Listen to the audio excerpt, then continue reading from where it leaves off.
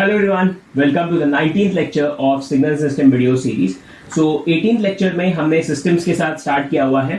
First property हमने deal की उसमें that is the static and dynamic property. And उस lecture में आप लोगों को मैंने एक box के साथ introduce करा दिया था. मैंने आप लोगों को बोला हुआ है कि systems में ये box जो है वो हमारा best friend होगा. ये box ही है जो हमें इस पूरे system के properties को in depth explain कराएगा. एंड सिर्फ इस बॉक्स की मदद से हम बहुत ही डिटेल में रियल लाइफ एग्जांपल्स की मदद से जो प्रॉपर्टीज जो है सिस्टम के सभी प्रॉपर्टीज को हम काफी डिटेल में अंडरस्टैंड करेंगे. जो भी अब तक हमारा अप्रोच रहा है बस इक्वेशंस की मदद से गेट के क्वेश्चन सॉल्व करना, अब वो उसके साथ साथ अब हम प्रैक्टिकली भी जब कोई सिस्टम को देखते हैं, प्रैक्टिकली भी उसके कैरेक्टरिस्टिक्स को अंडरस्टैंड करते हैं, तो हमारा जो एक अंडरस्टैंडिंग लेवल है, हमारे जो कंसेप्ट्स है वो काफी अच्छे लेवल में बिल्ड हो रहे हैं. सो हमारा यही मोटिव है. ओके, सो आज का प्रॉपर्टी क्या है वो मैं आप लोगों को अभी नहीं बताऊंगा, क्योंकि मैं चाहता हूं कि ये बॉक्स ही आप लोगों को सब कुछ एक्सप्लेन कर दे. ये बॉक्स ही आपको रिवील करेगा कि आज का प्रॉपर्टी क्या है, जब हम इस सिस्टम को बहुत ही डिटेल में अंडरस्टैंड करेंगे दो एग्जाम्पल्स के साथ. Okay, but before we start एक पॉजिटिव थॉट देखिए. Stay positive, better days are on their way. Okay, positive रहो, बस कुछ ही दिनों की बात है and you will get your results. Okay, so let's start. देखो, अभी ये बॉक्स हमारे पास है, ये हमारा एक सिस्टम है. ये बॉक्स क्या बोलता है? Learn to think outside the box. Okay, so अभी मैं क्या करता हूं, एक सिस्टम मैं डिजाइन कर रहा हूं. सो व्हाट आई से कि देखो, लेट्स से कि इस बॉक्स के अंदर, क्योंकि अब मुझे पता है इस सिस्टम के अंदर क्या है चीजें, तो मैं क्या करता हूं, इस बॉक्स के अंदर अब एक सिस्टम ड्रॉ कर रहा हूं. तो ये है एक RC circuit. This is R, this is my C. Okay, so मान लो कि ये हमारा कोई आरनेट है. एक सेकेंड, ये हमारा आरनेट है और ये जो है ये हमारा सी नेट है. ओके, तो ये हमारा एक सिस्टम है. अब इस सिस्टम को हम क्या कर रहे हैं, जैसे हम बोलते हैं कि सिस्टम को एक तरफ से इनपुट देने के बाद हमें दूसरी तरफ से आउटपुट मिलता है. करेक्ट. सो हम क्या कर रहे हैं, यहां पे एक वोल्टेज जो है इनपुट के तौर पे दे रहे हैं. ठीक है, देखो. So we are providing input as V voltage. Okay, so V in बोल सकते हैं हम लोग उस चीज को. तो ये भी वेरिएबल हो सकता है वोल्टेज. ओके, और आउटपुट साइड में हमें पता है कि देखो इस सिस्टम का जो पॉइंट्स है, ये एंड पॉइंट्स यहां पर है. मान लो ये देखो, इस सिस्टम के एंड पॉइंट्स जो है वो ये है. अब इस दो पॉइंट्स के अक्रॉस हम क्या करेंगे, आउटपुट में वोल्टेज चेक करेंगे. सो हमारा काम है कि आउटपुट में वोल्टेज चेक करना. किसके अक्रॉस चेक हो रहा है वोल्टेज? कैपेसिटर के अक्रॉस चेक हो रहा है. देखिए पिछले वीडियो में अगर आप लोग, जहां पे मैंने आर और सी से ड्रॉ किया था स्टैटिक एंड डायनामिक के केस में, तो वहां पे आर और सी पैरेलल में वगैरह नहीं है. मैं बस इतना कहना चाह रहा था उस वीडियो में कि जो आर और सी है वो रेजिस्टिव और कैपेसिटिव नेटवर्क्स है. That's it.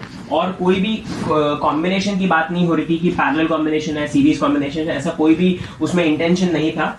लेकिन यहां पे आप लोग को क्लियरली समझ रहा है कि सीरीज में हमने वोल्टेज लगा हुआ है आरसी सर्किट को, और इस कैपेसिटर के पैरेलल में हम आउटपुट ले रहे हैं एज वीसी. ओके, सो ये हमारा वीसी है, वीसी ऑफ टी, बिकॉज हमें पता है कि वो टाइम के साथ वेरी करेगा.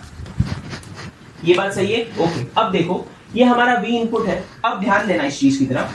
आई एम श्योर कि आप लोग नेटवर्क्स पढ़ के आए हैं, आप लोगों ने नेटवर्क्स पहले से कर रखा है, और अगर नहीं भी किया है तो मुझे लगता है ये एग्जांपल की वजह से आपका आरसी सर्किट तो बहुत अच्छे समझ में आपको आ जाएगा, एक नया पर्सपेक्टिव मिलेगा. अब देखो क्या होता है, मैं क्या कर रहा हूं कि यहां पे एक इनपुट वोल्टेज अप्लाई कर रहा हूं as a unit step voltage. So unit step voltage कैसे दिखता है, देखो. So my input voltage looks something like this. देखो, this is varying with respect to T. This is my U of T. Correct, this is my U of T. Unit step है तो obviously इसका amplitude कैसा होगा, amplitude will be equals to 1. Okay, अब मैंने क्या बोला था कि इनिशियली कैपेसिटर जो है वो अनचार्ज है. इसका मतलब क्या हो जाता है कि Vc0 माइनस जो है, Vc0 minus is equals to Vc0 plus है. करेक्ट, और इक्वल्स टू 0 वोल्ट्स, क्योंकि इनिशियली अनचार्ज है हमारा कैपेसिटर. ओके, सो अभी हम चाहते हैं कि हमारा जो Vc ऑफ t का एक्सप्रेशन या ग्राफिकली अगर प्लॉट कर सके तो बेहतर रहेगा. तो देखो क्या हो रहा है, initially t equals to 0 plus पे कैपेसिटर जो है वो एक शॉर्ट सर्किट की तरह एक्ट कर रहा है। इसका मतलब VC ऑफ t क्या हो जाएगा 0 वोल्ट्स, करेक्ट। और सारा वोल्टेज जो है वो किसके अक्रॉस रिफ्लेक्ट करेगा, आर नेट के अक्रॉस रिफ्लेक्ट करेगा। ये बात हम जानते हैं, ओके, ये हम पढ़ चुके हैं नेटवर्क्स में, करेक्ट, ओके। और उसी हिसाब से क्या होगा कि धीरे धीरे जैसे कैपेसिटर अपने आप को चार्ज करेगा, क्योंकि पॉजिटिव पोलैरिटी यहां पर है और करंट इस डायरेक्शन में फ्लो करेगा, तो पॉजिटिव चार्ज जो है वो कैपेसिटर के अपर प्लेट पे डेवलप होने वाला है और जो निगेटिव चार्ज है वो कैपेसिटर के बॉटम प्लेट पर डेवलप होने वाला है, ओके। और क्या होगा, कैपेसिटर धीरे धीरे अपने आप को चार्ज करना स्टार्ट करेगा। सो कैपेसिटर का चार्जिंग एक्सप्रेशन क्या होता है, क्योंकि ये हमारा V इनपुट की एम्पलीट्यूड कितना है 1 वोल्ट्स के बराबर है, so VC of t will be equals to 1 bracket में 1 minus e powered minus t by tau. ये एक्सप्रेशन होता है कैपेसिटर का चार्जिंग एक्सप्रेशन, यही होता है, करेक्ट बात है। इसका मतलब अगर मैं इसको ग्राफिकली समझने की कोशिश करूं तो ग्राफ इसका कुछ इस तरह का होता है, ठीक है। देखो इसका ग्राफ अभी कुछ इस तरह से दिखेगा, this will be like this, okay. ये हमारा जो पीक वोल्ट है, ये जो पीक वोल्टेज है वो कितना है, दिस इज 1 वोल्ट के बराबर है, ओके। सो कैपेसिटर जो है अपने आप को चार्ज करेगा और उसकी मैक्सिमम वैल्यू जो होगी वो किसके बराबर होगी, 1 वोल्ट के बराबर।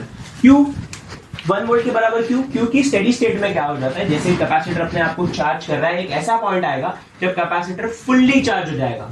और जब कैपेसिटर फुल्ली चार्ज हो जाता है तो क्या होता है कि it acts as a open circuit, क्योंकि अब वो और ज्यादा करंट को फ्लो होने नहीं देता है, बिकॉज ये बोलता है, क्योंकि ये एक पैसेज था, करेक्ट, ये एक पैसेज था। अब क्योंकि कैपेसिटर फुल्ली चार्ज हो गया है, वो बोलता है कि अब मुझे और चार्ज की जरूरत नहीं है, तो अब मैं करंट को और फ्लो करने नहीं दूंगा। तो एक तरीके से कैपेसिटर जो है वो ओपन सर्किट हो जाता है एंड ये वाला वोल्टेज और ये वाला वोल्टेज सेम हो जाता है। इसका मतलब ये जो 1 वोल्ट है अब पूरी तरह से कैपेसिटर के अक्रॉस रिफ्लेक्ट करेगा एट स्टेडी स्टेट। इसका मतलब कैपेसिटर अपने आप को फुल्ली चार्ज करके 1 वोल्ट के बराबर हो जाएगा। ये बात क्लियर है? So this is my VC of t का expression, this is my VC of t with respect to time t, okay. ये बात क्लियर है? अब ध्यान देना, अब ध्यान दो, मैं क्या बोलता हूं, ये जो टाइम फ्रेम है इसमें मैं 1 सेकेंड, 2 सेकेंड, 3 सेकेंड, 4 सेकेंड, ऐसे 4 इंटरवल्स यहां पे मैंने ड्रॉ कर लिए, 0 to 1, 1 to 2, 2 to 3, 3 to 4, correct. अब ध्यान दो, मुझे इतना दिखता है कि जो 1 to 2 टाइम इंस्टेंट में 1 सेकेंड से लेकर 2 सेकेंड्स तक मेरा जो इनपुट है वो कितना है, 1 वोल्ट के बराबर, ठीक है। सो अभी देखो यहां पे भी मैं क्या करता हूं, देखो this is my t equals to 0, this is my 1, this is 2, this is 3, this is 4, ठीक है। अब देखो ये अब थोड़ा सा अंडरस्टैंडिंग ध्यान से इस चीज को समझना है, क्योंकि यही से पूरा गेम शुरू होगा। देखो 1 to 2 सेकेंड्स पे मेरा इनपुट का वैल्यू कितना है, 1 वोल्ट के बराबर, ठीक है। 2 to 3 जो हमारा टाइम इंस्टेंट है उसमें हमारा इनपुट का वैल्यू कितना है, 1 वोल्ट के बराबर। 3 to 4 के बीच में क्या है, वापस 1 वोल्ट के बराबर। इसका मतलब हर टाइम इंस्टेंट पे हमारा जो इनपुट है वो सेम है, ओके। अब चलो आउटपुट की तरफ देखो, 0 to 1 में लेट्स से कि मेरा जो कैपेसिटर है उसकी जो वैल्यू है t इक्वल्स टू 1 सेकेंड्स पे मैं बोल देता हूं कि वो 0.22 के बराबर है। कितना है, 0.22 के बराबर है। अब 2 सेकेंड्स पे मैं बोलता हूं कि उसकी वैल्यू पहुंच गई है 0.4 के बराबर, ठीक है। 3 पे मैं बोलता हूं उसकी वैल्यू चली गई है 0.6 के बराबर, ओके। क्लियर बात है? अब ध्यान देना, अब ध्यान देना। अब इंटरेस्टिंग बात क्या है, देखो t equals to 1 to 2 seconds में मैंने इनपुट कितना रखा था, 1 ही रखा था। 2 to 3 के बीच में भी इनपुट 1 ही रखा था। 3 to 4 के बीच में भी इनपुट मैंने 1 ही रखा था। इसका मतलब मेरा जो इनपुट है वो तो सेम है, लेकिन मेरा जो आने वाला आउटपुट है t इक्वल्स टू 1 पे कोई एक वैल्यू है, t इक्वल्स टू 2 पे कोई दूसरी वैल्यू है, 3 पे एक थर्ड वैल्यू है एंड 4 पे एक चौथी डिफरेंट वैल्यू है। इसका मतलब for same inputs my output is different, correct. So अगर आप देखो मेरे हर इंटरवल में मेरा जो इनपुट है वो तो सेम है, उसकी एम्पलीट्यूड जो है वो तो सेम है, लेकिन आउटपुट का जो एम्पलीट्यूड है वो कैसा है, वो डिफरेंट है। ठीक है, इसका मतलब क्या हो रहा है, अगर मैं इसको थोड़ा सा आपको एक टेक्निकल डेफिनेशंस में बात करने की कोशिश करूं तो for my same input my outputs are different, या कुछ इस तरह से आप बोल सकते हो कि चलो एक नया डेफिनेशन ऐड कर देते हैं कि जब मेरा एक इनपुट दिया था मैंने t इक्वल्स टू 1 सेकेंड्स पे, ओके, वो था, उसकी वैल्यू कितनी थी 1 के बराबर। t इक्वल्स टू 3 पे मैंने सेम इनपुट दे दिया 1 वोल्ट के बराबर, लेकिन t इक्वल्स टू 1 पे जो मेरा आउटपुट है और t इक्वल्स टू 3 पे जो मेरा आउटपुट है, दोनों डिफरेंट वैल्यूज है। तो क्या हम इसको टाइम वेरिएंट सिस्टम बोल सकते हैं? ध्यान देना, सोचो सोचो सोचो सोचो। अब देखो क्या मस्त कंसेप्ट यहां पे समझ में आएगा। देखो, तो क्या हम इसको टाइम वेरिएंट सिस्टम बोल सकते हैं? सोच के देखना, ठीक है। टाइम वेरिएंट सिस्टम क्या बोलता है कि अगर मैं एक पर्टिकुलर टाइम इंस्टेंट पे मेरे सिस्टम को इनपुट दे देता हूं तो मुझे उसके करस्पॉन्डिंग एक आउटपुट मिल जाता है। अब मैं जब वो सेम इनपुट प्रोवाइड करता हूं सिस्टम को कुछ टाइम इंटरवल के बाद, और मुझे आउटपुट जो है, मेरे सिस्टम का आउटपुट जो है वो अलग आता है, it is not as the output in the first case, तो मेरा सिस्टम जो है वो टाइम वेरिएंट सिस्टम है। करेक्ट? तो आप देख सकते हो जब मैंने एक इनपुट प्रोवाइड किया था एक पर्टिकुलर टाइम इंस्टेंट पे तो मुझे एक आउटपुट आ रहा था, लेकिन मैंने जब सेम इनपुट जो है अप्लाई किया किसी दूसरे टाइम इंस्टेंट पे तो मुझे आउटपुट जो है वो मिला हुआ हो डिफरेंट है। इसका मतलब मेरा सिस्टम कैसा है? एक टाइम वेरिएंट सिस्टम। ये बात क्लियर है? आपको डेफिनेशन समझ में आया? तो आप लोग अब तक जो डेफिनेशन कर रहे थे y of t is equal to x of 2t, आप बोल देते हो कि this is a time varying system. तो अब उन्हीं चीजों को जब हम प्रैक्टिकली समझने की कोशिश करते हैं तो आपका कंसेप्ट जो है, अब इसको बोलते हैं क्रिस्टल क्लियर कंसेप्ट। अब इसमें मजा है, ये चीजों को समझना इज बेसिकली कि आपने कंसेप्ट को अब अच्छे से डेवलप कर लिया है। ओके, तो बस यही है टाइम वेरिएंट सिस्टम का एक फर्स्ट एग्जांपल। अब दूसरा एग्जांपल लेता हूं मैं, डिजिटल में चलते हैं इस सिस्टम को समझने के लिए। देखो, ओके, सो अभी हम समझेंगे एक डिजिटल का एग्जांपल। अब डिजिटल सिस्टम में कैसे, देखो मैं क्या करता हूं, इस बॉक्स को अब मैं बोल देता हूं कि ये एक जेके फ्लिप फ्लॉप है। This is a JK flip flop. अब देखो, ये बहुत इंटरेस्टिंग चीज होने वाला है। आप लोगों ने, आई एम श्योर कि आप लोगों ने कभी इस तरह से इस चीज को नहीं सोचा होगा, तो एक नया पर्सपेक्टिव मिलेगा। अभी तो थोड़ा ध्यान देना। ये एक हमारा जेके फ्लिप फ्लॉप है। जेके फ्लिप फ्लॉप का सबसे पहले ट्रूथ टेबल क्या है, आई होप आप लोग को पता है। देखो, जे के है, this is my Q N, this is my Q N bar, correct. So 0 0 के करस्पॉन्डिंग हमारे पास होता है memory, and we have memory bar. Then we have for 0 1 it is going to be 0 1, for 1 0 it is 1 0, and for 1 1 it is qn bar qn। ठीक है, कुछ यही होता है हमारा truth table for JK flip flop. Okay, मैं JK flip flop की बात कर रहा हूं, ठीक है, जेके लैच की नहीं, जेके फ्लिप फ्लॉप की बात कर रहा हूं। देखो, सो अब देखो एक चीज समझो यहाँ पे कि 0 0 जब मैं इनपुट देता हूं मेरे सिस्टम को, मैं फिलहाल सिर्फ इस एक पर्टिकुलर इनपुट की बात करूंगा, बाकी सारे इनपुट्स की बात नहीं, बिकॉज हम डिजिटल नहीं पढ़ रहे हैं, हमें टाइम वेरिंग सिस्टम सिर्फ समझना है। तो 0 0 एक ही इनपुट के साथ हम पूरा फोकस अभी हमारा रखेंगे। 0 0 के साथ हमें मिलता है QN बार। इसका मतलब क्या है, आउटपुट में हमें मेमोरी स्टेट मिलती है। ये बात सही है, ये QN बार को हम क्या बोलते हैं, मेमोरी स्टेट। ठीक है, अब देखो, कंसिडर करो यहां पे मेरे पास एक J इनपुट है और यहां पे मेरे पास एक K इनपुट है। ठीक है, देखो, this is my J input and this is my K input. ठीक है, this is my JK as my input to the flip flop. Output में हमारे पास होता है QN बार, आउटपुट और उसका complement. This is QN and this is QN bar. Clear है बात? ठीक है, ये हमें पता है इतना। ठीक है, ग्रेट। अब देखो, मान लेते हैं कि मैं क्या करता हूं अभी, सबसे पहला इनपुट स्ट्रीम को मैं देता हूं 1 0। दिस इज 1, यहां पे दे दिया मैंने, यहां पे मैंने दे दिया 0 के बराबर। जब मैं 1 0 देता हूं, ट्रूथ टेबल से क्या आएगा मुझे आउटपुट 1 0 के बराबर। ठीक है बात? ओके, तो आउटपुट में मुझे मिलेगा 1 और 0। ओके, अब मैं क्या करता हूं, जब ये मेरा फर्स्ट केस है, देखो this is my first case, तो ये थोड़ा अभी ना एकदम अच्छे से समझना इस चीज को, ये बहुत ही इंटरेस्टिंग होने वाला है ये वाला एग्जांपल भी। देखो, ये मेरा फर्स्ट केस है। अब मैं क्या करता हूं, अब मैं दे देता हूं सिस्टम को 0 0 एज माई इनपुट। तो आउटपुट क्या आएगा, क्यू एन बार, मतलब क्या, मेमोरी, एक तरह से मेमोरी, मतलब जो पहले था आउटपुट वही आउटपुट अब रिपीट करेगा, जो पहले था आउटपुट अब वही आउटपुट रिपीट करेगा। इसका मतलब जब मैं सेकेंड केस का आउटपुट लिखूंगा तो तो हम उसको क्यू एन बार लिखेंगे। ऑब्वियसली आपका जो आप जब ये कोई आईसी लगा के लैब में टेस्ट करते हो तो आप लोगों को क्यू एन बार नहीं आता ना, 1 0 ऐसा कुछ आता है ना आउटपुट में, करेक्ट। तो अब क्या आएगा आउटपुट, या आउटपुट विल बी अगेन 1 0 के बराबर,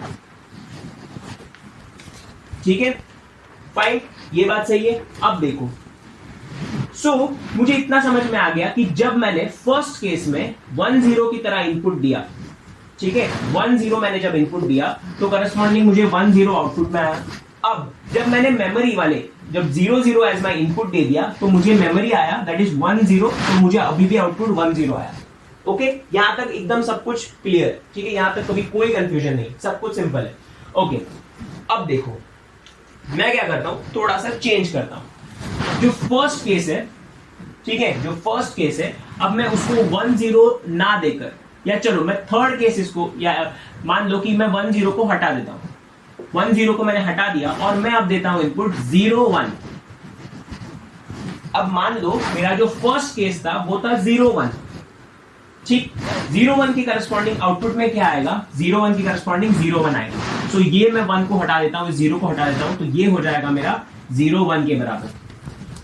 क्लियर बात, समझ में आई? ओके, अब मैं क्या करूंगा, मैं वापस इनपुट दे दूंगा 0 0, ठीक है, मैंने वापस इनपुट दे दिया 0 0, बट अब इस 0 0 के करस्पॉन्डिंग मुझे जो आउटपुट आएगा वो हो जाएगा 0 1 के बराबर, ठीक है। मतलब एक चीज समझो कि मेरा जो इनपुट है, मेरा जो सिस्टम को इनपुट है वो सेम है, ठीक है, माय इनपुट, एक मिनट देखो, my input to the system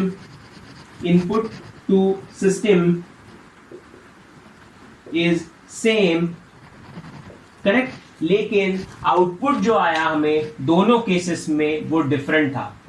ये बात समझ में आई? इनपुट जो है वो सेम था लेकिन आउटपुट जो है वो डिफरेंट आया है, करेक्ट। हम ऐसा भी बोल सकते हैं कि यार चलो ये मैंने t इक्वल्स टू 2 सेकेंड पे इनपुट दिया हुआ था, t इक्वल्स टू 2 सेकेंड्स पे मैंने इनपुट दिया हुआ था, और सेम इनपुट जब मैंने t इक्वल्स टू 4 सेकेंड्स पे इनपुट दे दिया तो मेरा आने वाले आउटपुट जो है वो डिफरेंट है, क्योंकि मैं क्या बोलता हूँ, t इक्वल्स टू 1 सेकेंड्स पे, t इक्वल्स टू 1 सेकेंड्स पे मैंने 1 0 एज माई इनपुट दिया था मेरे सिस्टम को, and t equals to 3 seconds पे मैंने इनपुट दिया था 0 1 as input to my system. तो उसकी वजह से t इक्वल्स टू 4 पे जब ये इनपुट प्रोवाइड किया गया था 0 0, तो क्या हुआ, उसकी वजह से जो आने वाले आउटपुट्स हैं वो भी अब चेंज हो गए हैं। तो देखो 1 0 पहले आउटपुट आया था, फिर वो 0 1 में कन्वर्ट हो गया, ठीक है। ये भी एक एग्जांपल होता है for a time varying system,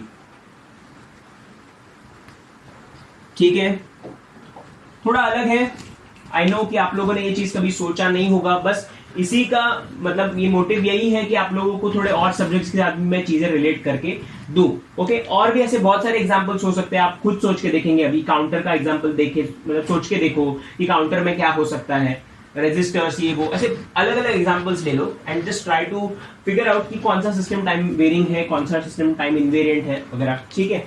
अब देखो, अब चलते हैं, देखो 2 एग्जांपल्स अब टाइम वेरिएंट के तो समझ लिए, ओके। अब देखते हैं कि टाइम इनवेरिएंट सिस्टम क्या है, जरा उसके ऊपर भी एक एग्जांपल डिस्कस करते हैं, ठीक है। चलो अभी देखो, ओके। सो अभी 2 एग्जांपल्स हमने टाइम वेरिएंट सिस्टम के ऊपर तो देख लिया। अब हमारा जो थर्ड एग्जांपल होगा वो होगा टाइम इनवेरिएंट सिस्टम के ऊपर, ठीक है। अब देखो मैं एग्जांपल लेता हूं एक एम्पलीफायर का, ठीक है। अभी क्योंकि हम ज्यादा कुछ और डिटेल में एम्पलीफायर की बात नहीं करेंगे, हम बस देखेंगे कि कॉमन एमिटर एम्पलीफायर है, ठीक है। So we have a common emitter amplifier here, देखो ये बीजेटी बेस्ड एम्पलीफायर है, देखो, ठीक। यहाँ पे ग्राउंड दे रहा हूं मैं, यहां से मैं जो है इसको प्लस VDD दे देता हूं, इस सिस्टम को सप्लाई देना जरूरी है ना, क्योंकि ये हमारा RC हो जाएगा, यहाँ पे ये मेरा RE हो जाएगा, ओके। सो मैं फीडबैक दे रहा हूं, मैं उसको बाईपास नहीं कर रहा हूं एमिटर को, ठीक है। अभी फिलहाल उससे हमें कोई मतलब नहीं है, वैसे तो देख लो, सो और यहाँ पे भी चलो एक बेस रजिस्टर लगाना है क्या, चलो बेस रजिस्टर भी एक लगा देते हैं। This is my R B, ठीक है। हमें बीजेटी सॉल्व नहीं करना है तो उस पर अभी तुम ज्यादा फोकस मत करो। तो कलेक्टर से हम लेते हैं output, everything with respect to ground. So वही होगा अभी देखो कि यहां से दो टर्मिनल्स में बाहर लेता हूं, ठीक है। और ये वाला जो पार्ट है वो लेट से यहां से ले लेते हैं हम लोग, ठीक है। ये ऐसे बाहर ले लिया विद रिस्पेक्ट टू ये हो रहा है। सो ये हमारा आउटपुट है plus minus of we output, correct. ये मेरा आउटपुट है यहाँ पे, ओके। और यहाँ पे सिमिलरली एक बेस और ग्राउंड के रिस्पेक्ट में हम इनपुट देंगे। तो एक वाला इनपुट है वो यहाँ से आएगा और दूसरा वाला है वो कुछ यही से, आप समझ लो कि ये पॉइंट जो है वो ग्राउंड से कनेक्टेड है, तो मैं यही से दे रहा हूँ उसको इनपुट, ठीक है, ओके। अब देखो ये इनपुट है मेरा, वो आउटपुट है मेरा, ठीक है। This is my common emitter amplifier, ठीक है। सो एम्पलीफायर का काम क्या होता है, this is my amplifier. Amplifier का काम होता है इनपुट को एम्पलीफाई करके आउटपुट में देना, ठीक है। तो समझ लो, ठीक है। अब कंसिडर करो कि यार ये फर्स्ट केस में मैं एक इनपुट सिग्नल देता हूं मेरे सिस्टम को, जिसका पीक एम्पलीट्यूड जो है वो +5 वोल्ट है और ये -5 है। तो मुझे आने वाला आउटपुट जो है वो हो सकता है कि कोई ऐसा हो कि जिसमें एम्पलीट्यूड उसका 10 वोल्ट पर जा रहा हो, +10 वोल्ट है और ये कितना है, -10 वोल्ट के बराबर है, ठीक है। तो एक तरीके से मुझे इतना तो समझ में आ गया कि उसका गेन जो है, इस सर्किट का गेन कितना है, 2 के बराबर। ऑब्वियसली कॉमन एमिटर है तो बहुत ज्यादा गेन होता है उसका। ये तो बस एग्जांपल के लिए हम बात कर रहे हैं कि 10 वोल्ट और 5 वोल्ट का, ठीक है। आप लोग जानते हो कि उसका गेन बहुत ज्यादा रहता है, ओके। अब देखो अब समझ लो कुछ डिले के बाद मैंने सेम सिग्नल दे दिया, ठीक है। ये जो है ये हमने दे दिया था t = 2 सेकेंड्स पे, t = 2 सेकेंड्स पे मैंने ये इनपुट सिग्नल दे दिया। अब समझ लो कि t = 4 सेकेंड्स पे मैंने सेम इनपुट दे दिया कि +5 वोल्ट अभी भी है, ये -5 वोल्ट अभी भी है, ये मैंने दे दिया t = 10 सेकेंड्स पे। तो अभी भी मेरा जो आउटपुट है वो सेम ही आएगा, ठीक है। अभी भी मेरा जो आउटपुट है वो सेम ही आएगा। This will be +10 volt, this will be -10 volt. Obviously यार सोचो, आप लोगों ने वो माइक तो यूज किया ही होगा, कोई बिल्डिंग का फंक्शन हो सकता है, कॉलेज का फंक्शन हो सकता है। तो माइक में आप मान लो t = 0 सेकेंड्स पे आप बोलते हो माइक टेस्टिंग, और कुछ टाइम बाद आप बोलते हो वो सेम चीज कि माइक टेस्टिंग। तो आने वाला आउटपुट जो है वो तो सेम ही होगा ना।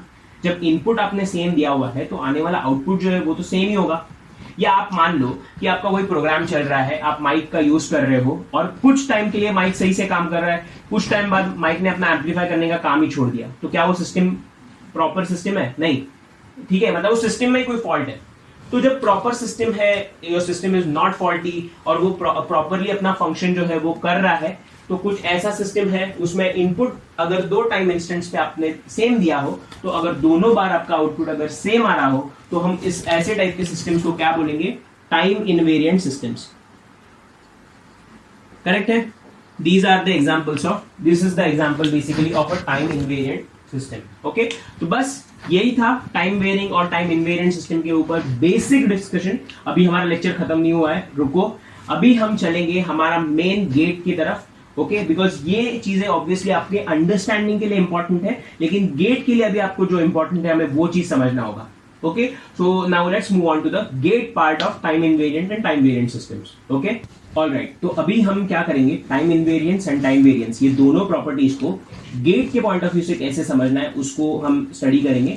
कुछ ट्रिक्स के बारे में मैं आप लोग को बताऊंगा जिससे आपका जो क्वेश्चन सॉल्विंग का जो टाइम है वो एकदम से 30-40 सेकंड्स में आप क्वेश्चन बना लोगे, ओके। ये बहुत ही सिंपल प्रॉपर्टी है, बट इसके ऊपर क्वेश्चंस हर बार आएंगे, ओके। तो आप इजीली इस क्वेश्चन को सॉल्व कर सकते हो with in 30 to 40 seconds, okay. So let's jump directly into the solving process, okay. अब देखो, कंसिडर करो x ऑफ t जो है वो हमारा इनपुट है, ओके। एंड जो हमारा y ऑफ t है वो क्या है, हमारा आउटपुट।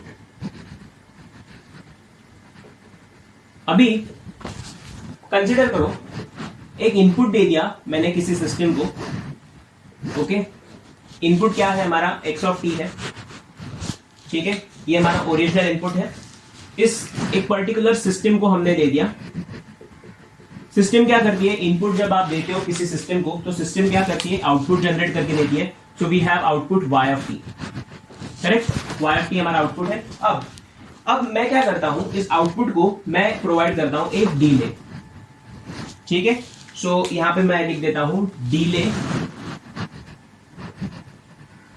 बाय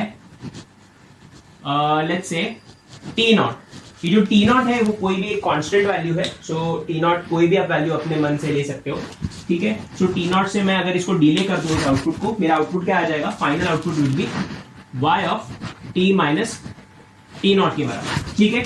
ये क्लियर है बात, ओके। अब ये मेरा हो गया केस नंबर 1। सो ये है मेरा केस नंबर 1 का आउटपुट, ठीक है। This is my case number 1 output. अब मैं क्या करता हूं, इस इनपुट को, इस ओरिजिनल इनपुट को एक बार डिले देता हूं। जैसे मैंने अभी एक बार आउटपुट को डिले किया ना, अब मैं क्या करता हूं कि इनपुट को डिले करता हूं और फिर सिस्टम को देके देखता हूं, ठीक है। सो अभी क्या होगा, यहां पे हम सिस्टम को इनपुट देने से पहले हम क्या कर रहे हैं, यहां पे मैं बोलता हूं delay by T naught, okay. I say delay by T not. इसका मतलब ये x ऑफ t के साथ क्या हो जाएगा, x of t will look something like x of t minus t naught के बराबर, ठीक है। अब ये जब x of t minus t not मैं एक सिस्टम को दे दूंगा, ठीक है, तो मेरा सिस्टम वापस से कोई आउटपुट जनरेट करके देगा मुझे। अब वो जो मेरा आउटपुट होगा ना, वो मैं लिखूंगा उसको y डैश ऑफ t के बराबर। अब y डैश मतलब ये डिफरेंशिएशन नहीं है, ये y डैश बस एक कोई दूसरा आउटपुट है, उसको मैंने रिप्रेजेंट किया है। और ये y डैश ऑफ t ना दो वैल्यूज ले सकता है, either equals to y of t minus t naught, ठीक है। मतलब जैसे यहां पे मैंने y of t minus t naught लिखा है, वैसे ये y डैश ऑफ t की वैल्यू ये हो सकती है, और it can be not equals to y of t minus t naught के बराबर, ठीक है। आइदर ऐसा हो सकता है कि ये दोनों आउटपुट सेम हो या ये दोनों आउटपुट सेम ना हो, ठीक है। और जब दोनों आउटपुट सेम होते हैं, जब फर्स्ट केस और सेकंड केस का आउटपुट सेम होता है, तब हम बोलते हैं it is a time invariant system. It's a time invariant system. और जब दोनों आउटपुट सेम नहीं होते हैं, हम बोलते हैं it is going to be a time variant system, okay. अभी थोड़ा उस प्रैक्टिकल एग्जांपल को जो डिस्कस किया था उससे थोड़ा रिलेट करने की कोशिश करते हैं। देखो, जब मैं टाइम वेरिएंट की बात कर रहा था, मैंने क्या बोला, एक इनपुट दिया था मैंने, उसकी वजह से मुझे आउटपुट आया। अब आउटपुट को कुछ टाइम बाद जब मैं देख रहा था, जब उस कैपेसिटर की मैं बात कर रहा था, तो आउटपुट जो देखो चेंज हो रहा था। तो आउटपुट अगर मैं किसी एक दूसरे टाइम इंस्टेंट पे देखूं, लेट्स से टी नॉट मेरा 3 सेकंड्स था, तो 3 सेकंड्स पे उसकी वैल्यू कुछ थी 0.66 के बराबर। तो मुझे यहाँ पे दिख रहा था कि 0.66 मेरा इनपुट है, ठीक है, ओके। अब मैं क्या कर रहा था कि कुछ एक डिले दे दिया मैंने इनपुट को, ठीक है। जैसे हम अलग अलग टाइम इंस्टेंस पे चेक कर रहे थे ना, उस इनपुट का 1 to 2 में भी वैल्यू 1 है, 2 to 3 में भी वैल्यू 1 है, तो वैसे ही कोई अलग टाइम इंस्टेंट पे मैंने चेक कर ली वैल्यू, ओके। तो उसके करस्पॉन्डिंग जो मुझे आउटपुट आ रहा था वो कैसा था, वो अलग था, it was not same, correct. Even if my input was same through out, delay देने के बाद भी मेरा इनपुट जो है वो सेम ही था। t इक्वल्स टू 0 to 1 में चेक कर रहा था तो भी उसकी वैल्यू 1 थी, 1 to 2 में देख रहा तो भी 1 ही थी, लेकिन आने वाला आउटपुट जो है वो डिफरेंट था इन एवरी टाइम इंस्टेंट, ठीक है। तो इसीलिए वो हम सिस्टम को कैसे बोल रहे थे, टाइम वेरिएंट सिस्टम बोल रहे थे, करेक्ट बात है, ओके। लेकिन जब अब जैसे हमने अभी कॉमन एमिटर एम्पलीफायर की एग्जांपल की बात की कि हमने t इक्वल्स टू 0 पे इनपुट दे दिया था एक साइनसॉइडल पल्स, उसके करस्पॉन्डिंग हमें आउटपुट आ रहा था। Similarly t equals to 5 seconds पे मैंने एक आउटपुट दे दिया, उसके करस्पॉन्डिंग भी सेम आउटपुट आ रहा था। तो ऐसे केस वाले सिस्टम्स को हम बोलते हैं टाइम इनवेरिएंट सिस्टम्स, ठीक है। क्लियर है बात, ये समझ में आया, ओके। तो बस ये ब्लॉक डायग्राम है, इसी का यूज करके आप लोगों को गेट के क्वेश्चन सॉल्व करने हैं, ओके। देखने में लग रहा है कि अरे बहुत लंबा प्रोसेस है, बट एक्चुअली बहुत ही सिंपल है ये चीज, इसमें बिल्कुल भी ज्यादा टाइम नहीं लगेगा, ओके। मैं कुछ ट्रिक्स होते हैं टाइम वेरिएंट और टाइम इनवेरिएंट आइडेंटिफाई करने के, डायरेक्टली आप उसको ट्रिक्स का यूज करके जो है क्वेश्चंस को कर सकते हो, ओके। सो अभी मैं आप लोगों को ट्रिक्स बता दूंगा, एंड नेक्स्ट लेक्चर में या मे बी हम क्या करेंगे, सारे पहले प्रॉपर्टीज खत्म कर लेते हैं एंड फिर साथ में सभी क्वेश्चंस को हम डील करेंगे, ओके। सो अभी मैं ट्रिक्स लिख देता हूं and that will be the last part of this video, okay. देखो ट्रिक्स लिखो, अभी देखो क्या है।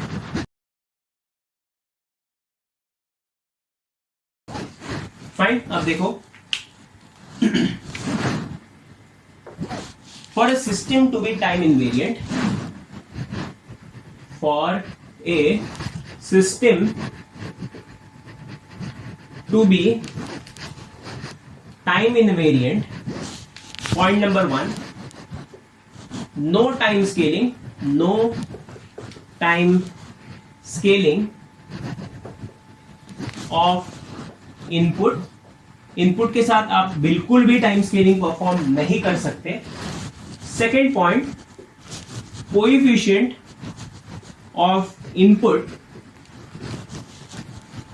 Must be constant. Okay, coefficient का मीनिंग आप जानते हो। सो इनपुट के साथ जो, जैसे मैं बोल दूं कि k x of t, correct, so k is my coefficient, so k has to be constant. ठीक है, ये चलेगा। मतलब अगर आप k into x of t ऐसे बोल देते हो कि y ऑफ टी is equals to k into x of t, तो हम इस टाइप के सिस्टम्स को बोलेंगे टाइम इनवेरिएंट। ओके, लेकिन अगर मैं बोल दूं कि y ऑफ टी जो है वो कैसा है, वो t into x of T के बराबर है, सो इट इज, ये ऐसे टाइप के सिस्टम जो है वो कैसे है, टाइम वेरिएंट सिस्टम से। ओके, तो याद रखना, सो input of the coefficient of the input must be constant. And तीसरी चीज, any added or subtracted, ठीक है, और multiplied और divided term, ठीक है, must be either constant और जीरो। कांस्टेंट होने चाहिए या जीरो हो सकते हैं। इसका क्या मीनिंग है, देखो, अगर मैं यहां पे टॉप पे लिखता हूं, मैं देखो, मैं अगर बोल दूं कि y of t is equals to x of t plus t, so इसका मतलब ये जो t है वो कांस्टेंट वैल्यू नहीं है, इट इज इंडिपेंडेंट वेरिएबल है, लेकिन वो वेरी करेगा टाइम के साथ, बराबर। t इक्वल्स टू 2 डालूंगा तो वो वैल्यू 2 लेगा। तो ऐसे केस में हम बोलेंगे this is a time varying system. ये हो जाता है एक टाइम वेरिंग सिस्टम। लेकिन वही अगर मैं बोल दूं कि ये t जो है उसकी जगह पर मैं लिख दूं यहाँ पे 2 के बराबर, तो ये कैसे सिस्टम हो जाएगा, ये this will become a time invariant system. Okay, तो ये चीज का ख्याल रखना है। So it can be added term, तो ये एडेड भी हो सकती है, ये प्लस की जगह पे मैं माइनस भी लिख सकता हूँ। मल्टीप्लाइड टर्म, मल्टीप्लाइड मतलब आप समझ लो कि इनपुट के साथ मल्टीप्लीकेशन यहाँ पे भी हो रहा है, तो this value must be a constant. Divided term, तो k यहाँ पे लिखा है, मैंने मल्टीप्लाई किया है, लेकिन x of t divided by k भी अगर मैं बोल दूं, जैसे x of t divided by t अगर होता, तो भी वो सिस्टम जो है वो एक टाइम वेरिंग सिस्टम होता। ठीक है, ये बात क्लियर है। तो बस ये 3 ही शॉर्टकट्स है, इसकी मदद से सारे क्वेश्चंस हो जाएंगे। तो याद रखना, ये जो ट्रिक्स मैं आप लोग को दिया हूं अभी 3, ये इतने पावरफुल ट्रिक्स है कि इससे कोई भी क्वेश्चन जो है वो सॉल्व हो जाता है टाइम वेरिंग का। ओके, और इससे काम भी है, बहुत आसान होता है, 30 to 40 सेकंड्स में आप क्वेश्चन को बना सकते हो। ओके, सो नेक्स्ट लेक्चर में नहीं, हमने बोला है कि लास्ट में सभी क्वेश्चंस को डील करेंगे। तो जब लास्ट लेक्चर हम रखेंगे सिस्टम्स के ऊपर, उसमें हम सभी टाइप के क्वेश्चन जो है सॉल्व करेंगे। ओके, सो दैट्स इट, बस यही था इस लेक्चर के लिए। आई होप आप लोग को ये पसंद आया हो, जो भी मैंने एग्जांपल्स डिस्कस किए आप लोग को समझ में आए होंगे। ओके, कोई भी डाउट होता है आप कमेंट्स में डालना, and will see you in the next video. Thank you.